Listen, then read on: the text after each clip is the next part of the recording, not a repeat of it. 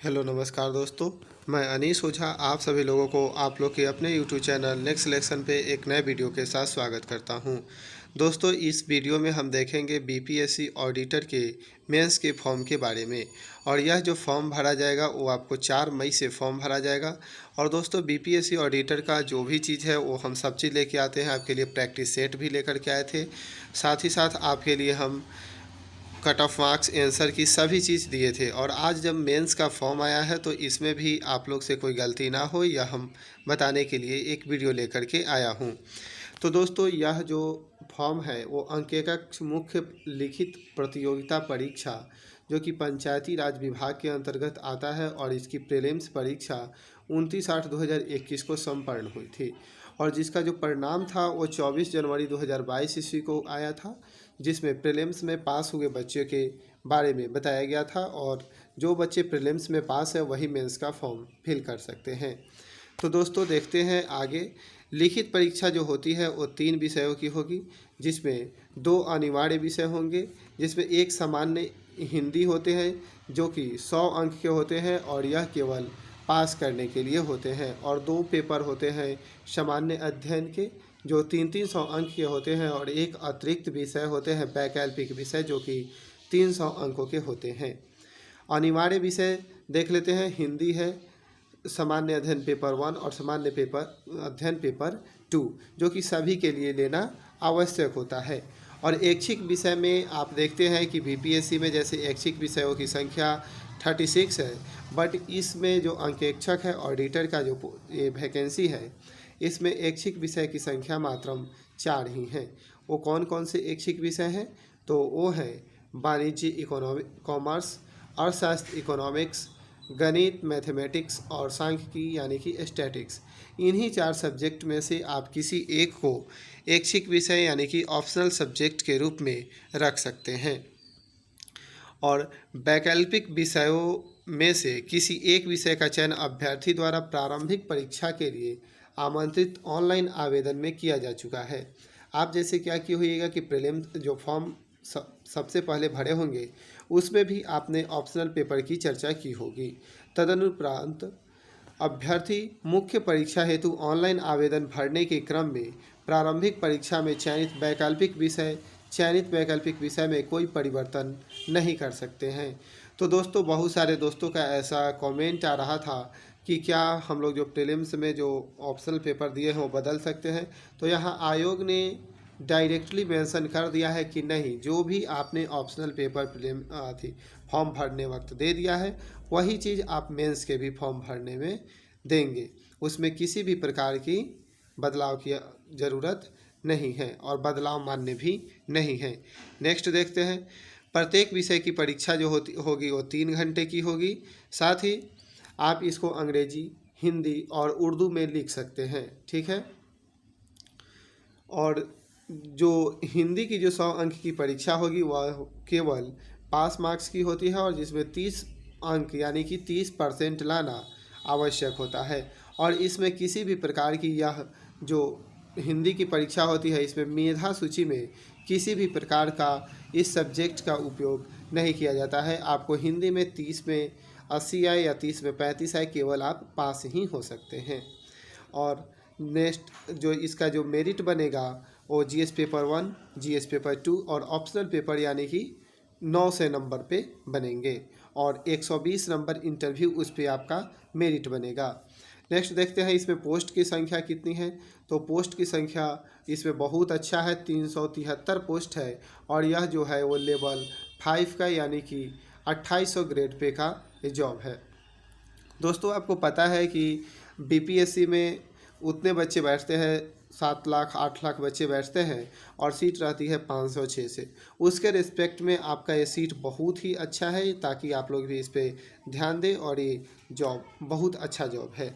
मेधा सूची जो होगा अभी हमने आपको बता ही दिया है कि 300 जीएस पेपर 1, 300 जीएस पेपर 2 और 300 ऑप्शनल पेपर और प्लस 120 नंबर जो इंटरव्यू में मार्क्स आते हैं उसी पे, यानी टोटल 1020 नंबर पे जो आपका मेरिट है वो बनेगा, ठीक है।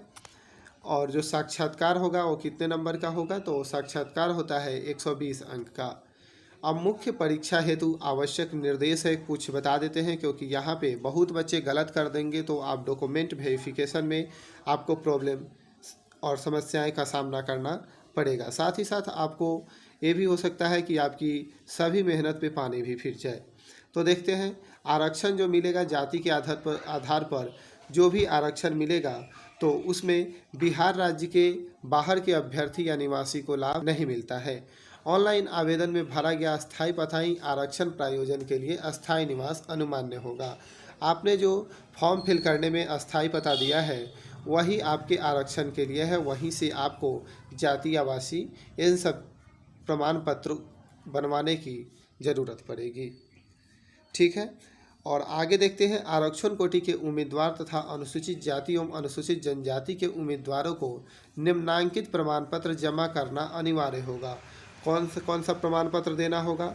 जाति प्रमाण पत्र देना होगा, अस्थायी यानी कि निवास यानी कि आवासीय जिसको हम लोग रेसिडेंशियल कहते हैं, पिछड़ी जाति एवं अत्यंत पिछड़ी जाति के उम्मीदवारों को निम्नांकित प्रमाण पत्र जमा करना अनिवार्य होगा। जो पिछड़ी जाति के हैं उनको क्रीमी लेयर रहित प्रमाण पत्र देना होगा।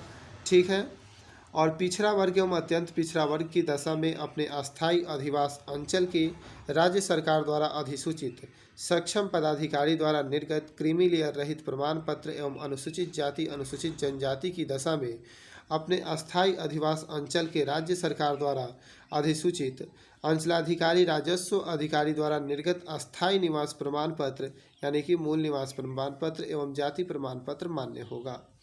और पिछड़ा वर्ग एवं अत्यंत पिछड़ा वर्ग के आरक्षण का दावा करने वाली विवाहित महिलाओं का, देखिए अब यहाँ चर्चा क्या किया जा रहा है, जो महिला विवाहित हो गई है तो उनके क्रीमी लेयर रहित प्रमाण पत्र, अनुसूचित जाति एवं अनुसूचित जनजाति के आरक्षण का दावा करने वाले विवाहित महिलाओं का जाति प्रमाण पत्र उनके पिता के नाम से निर्गत होना चाहिए।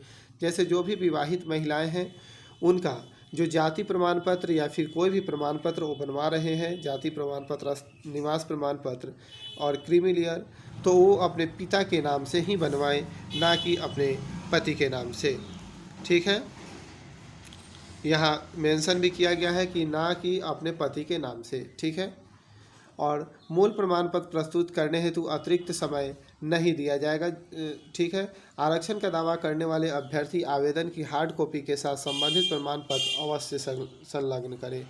जैसे होगा क्या कि आप मेंस का जब फॉर्म फिलअप कर दीजिएगा उसके बाद इसकी हार्ड कॉपी जिस पे आपको सेल्फ अटेस्टेड यानी कि साइन करके और आपको आयोग के पास भेजना होगा, जिसमें इन प्रमाण पत्र यानी कि क्रीमी लेयर इन सब चीज़ों को भी आपको साथ में यहाँ दिया हुआ है, हार्ड कॉपी के साथ संबंधित करके अवश्य संलग्न करके भेजें। ठीक है, तो आपको ये भेजना होगा।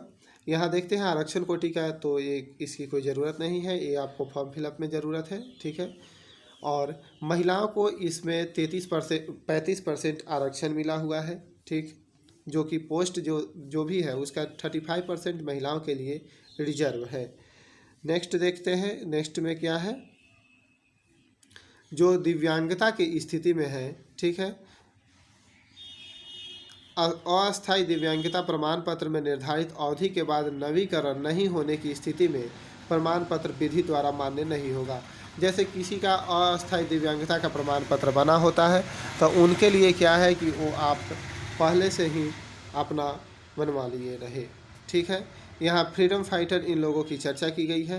साथ ही साथ हाँ, यहाँ देखते हैं अंकेक्षक नोट है। अंकेक्षक के प्रारंभिक प्रतियोगिता परीक्षा के लिए आमंत्रित ऑनलाइन आवेदन में प्रविष्ट जाति के आधार पर आरक्षण, दिव्यांगता के आधार पर आरक्षण अथवा स्वतंत्रता सेनानी के पोता या पोती, नाती नातिन के आधार पर आरक्षण के लिए किए गए दावे के आधार पर आरक्षण का लाभ दे होगा।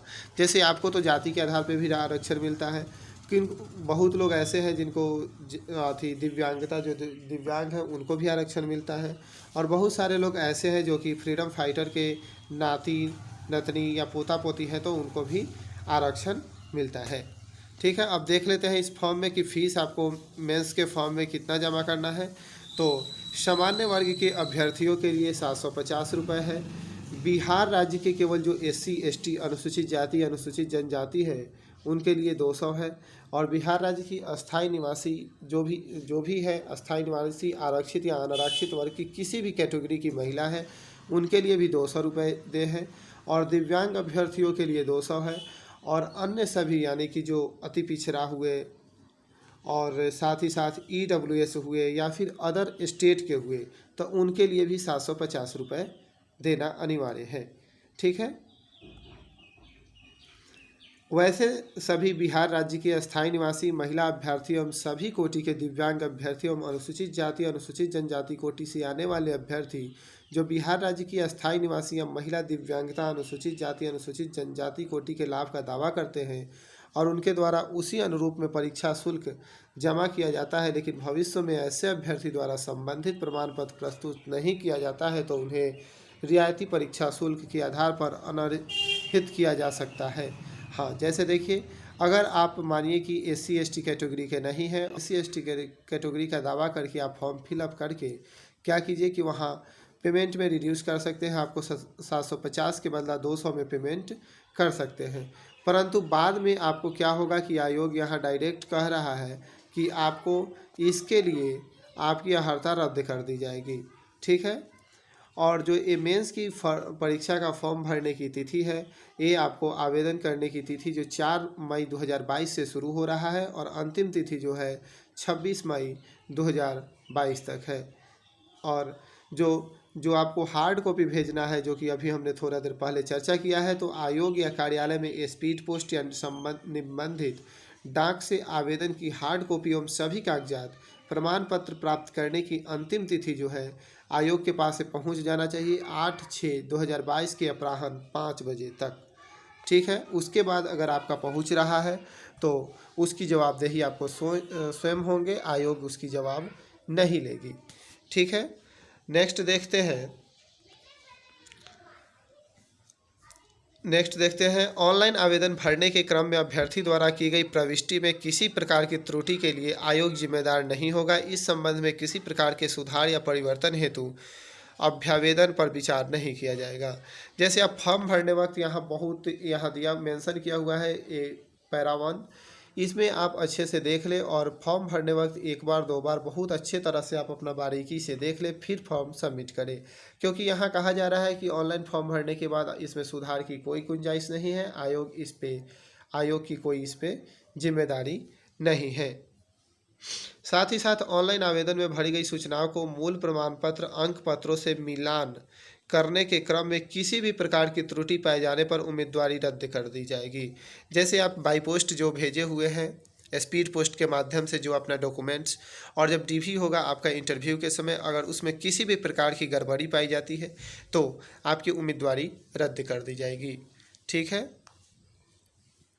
मात्र शुल्क भुगतान कर देने से यह नहीं माना जाएगा कि आवेदन द्वारा पूर्ण रूप से ऑनलाइन आवेदन भर दिया गया है।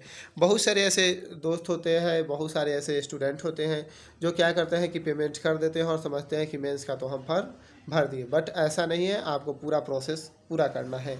ठीक है। इंटरनेट या पोस्टल या बैंकिंग व्यवधान के लिए आयोग उत्तरदायी नहीं होगा, अतः अभ्यर्थी अंतिम तिथियों का इंतजार नहीं करेंगे और उनके पूर्व ही सभी प्रक्रिया पूरी कर लेंगे। यहाँ पे दिया हुआ है कि आप मतलब अंतिम तिथि का वेट नहीं करें, पहले ही फॉर्म जैसे 4 मई से शुरू हो रहा है तो आप जैसे सुविधा हो रहा है आप लोग जल्द से जल्द फॉर्म भर लें। ठीक है। अब यहाँ कुछ महत्वपूर्ण निर्देश है जो कि देख लेते हैं।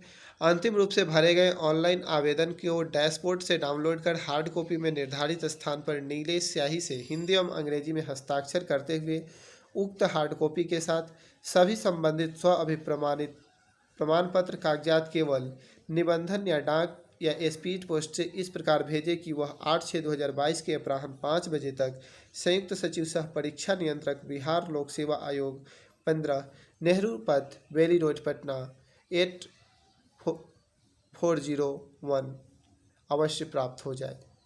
देखिए यहाँ फिर से एक बार मेंशन किया हुआ है कि जो आप लोग ऑनलाइन फॉर्म भरें तो उसका डैशबोर्ड पर जो हार्ड कॉपी है वो डाउनलोड करें और वहाँ पे अपना स्वअभिप्रमाणित प्रमाण पत्र मतलब सेल्फ अटेस्टेड साइन करें। साथ ही साथ जो भी आपको डॉक्यूमेंट्स उसके साथ मेंशन करके भेजना है वो आपको 8/6/2022 के अपराह्न 5 बजे तक बेली रोड पटना जो बीपीएससी ऑफिस है वहाँ पहुँच जाना चाहिए।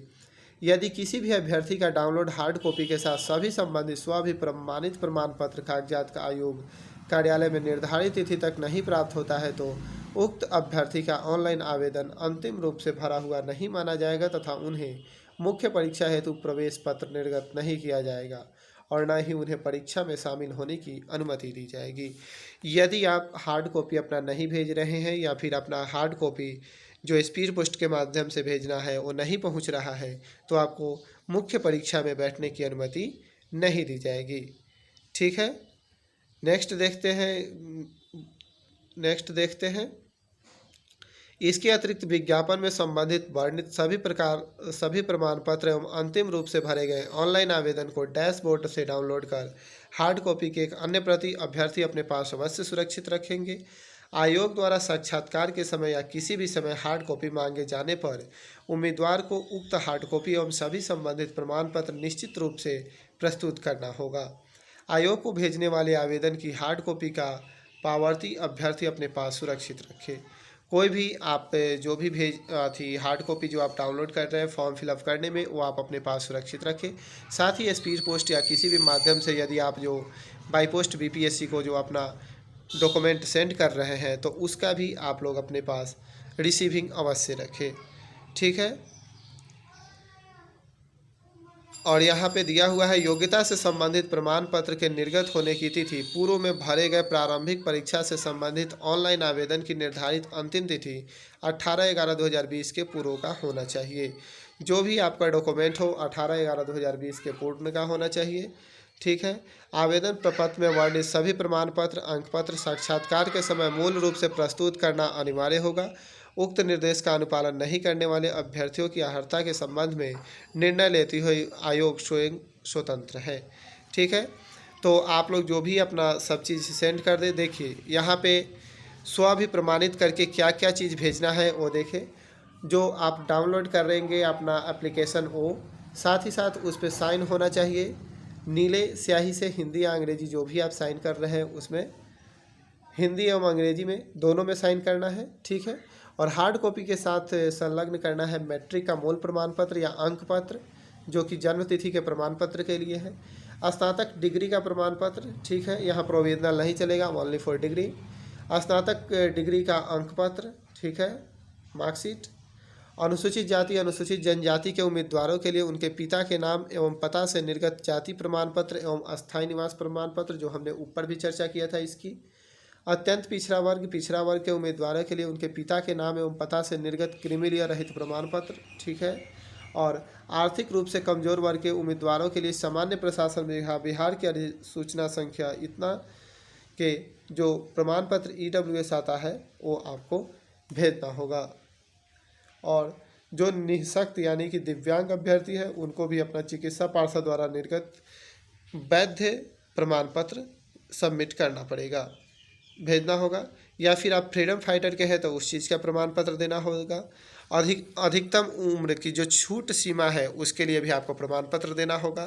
फोटो युक्त एक पहचान पत्र देना होगा, जैसे कि आधार कार्ड, पैन कार्ड, कोई भी चलेगा, ठीक है। और साथ ही साथ केंद्र सरकार, बिहार सरकार या किसी अन्य राज्य सरकार के अधीन किसी पद पर नियुक्त हो तो सक्षम प्राधिकार द्वारा निर्गत अनापत्ति प्रमाण पत्र, जैसे आप बिहार सरकार के किसी भी पोस्ट पे, बिहार SSC, बिहार पुलिस, किसी भी चीज़ पे हो तो आप लोग नो ऑब्जेक्शन सर्टिफिकेट बनवा करके भी आपको सेंड करना पड़ेगा, ठीक है।